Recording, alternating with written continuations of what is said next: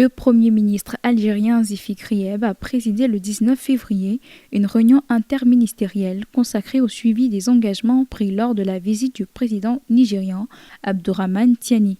Plusieurs secteurs stratégiques ont été évoqués, dont l'énergie, les infrastructures, la santé et la formation.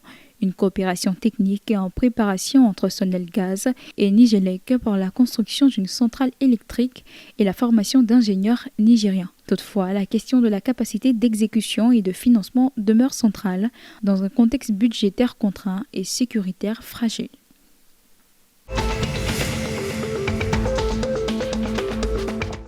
Le Premier ministre libyen a demandé à la Banque centrale de suspendre tous les financements de projets de développement inscrits au budget 2026.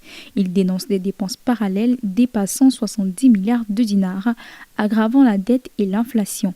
La reprise des financements est conditionnée à la mise en œuvre du programme de développement unifié adopté en novembre 2025. Cette décision pourrait ralentir les projets d'infrastructure, mais vise à rétablir une discipline budgétaire centralisée. La Banque centrale n'a pas encore communiqué sur l'application de cette mesure.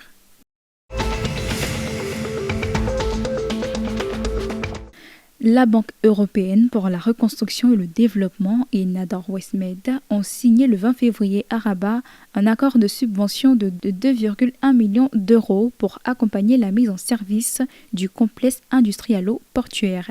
Ce programme de coopération technique vise à accélérer la digitalisation des processus, renforcer les infrastructures durables et développer les compétences du personnel. Un guichet unique digitalisé sera instauré dans la Betoya Industrial et Logistique Zone pour simplifier l'implantation des investisseurs. Ce soutien complète un financement de 120 millions d'euros accordé en 2025 et s'inscrit dans la volonté de positionner Nador Westmed comme un hub industriel et logistique de premier plan.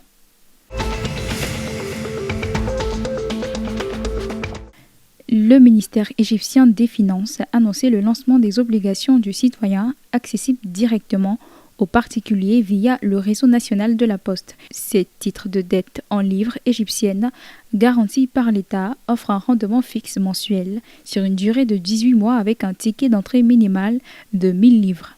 L'initiative entrée en vigueur le 22 février vise à renforcer l'inclusion financière et à transformer les bureaux de poste en centres d'investissement de proximité. Ce nouvel outil d'épargne intervient quelques jours après l'annonce d'un plan de protection sociale de 40 milliards de livres effectif dès le Ramadan.